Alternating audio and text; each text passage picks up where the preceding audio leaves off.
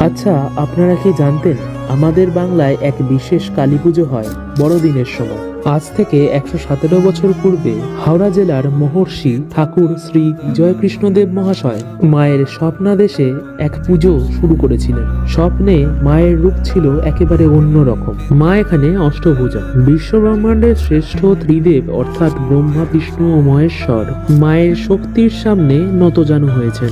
একটু খেয়াল করলে দেখতে পাবেন মায়ের এক জোড়া করে হাত ত্রিদেবেরই হাত, আর মায়ের নিজের এক জোড়া হাতের মধ্যে এক হাতে রয়েছেন সদ্যজাত মহাকাল, অপর হাতে তিনি অভয় দান করছেন। মায়ের মাথার ওপর রয়েছে বিরাট আকার অষ্টফণা বিশিষ্ট অক্ষব ভৈরব, আর মায়ের বাঁ পা রয়েছে কুণ্ডলিনী সর্পের মাথার উপর। মহাদেব তার দু হাত দিয়ে মায়ের ডান পা ধারণ করে আছেন।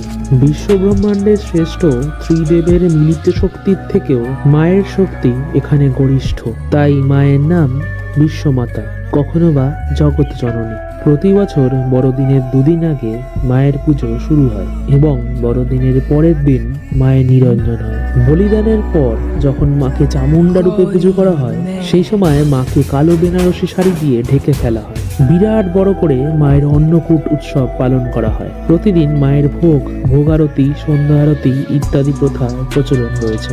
অভিনবত্ব এবং ঐতিহ্যে ভরপুর বাংলার এই ব্যতিক্রমী পুজো সম্পর্কে আপনারা জানতেন?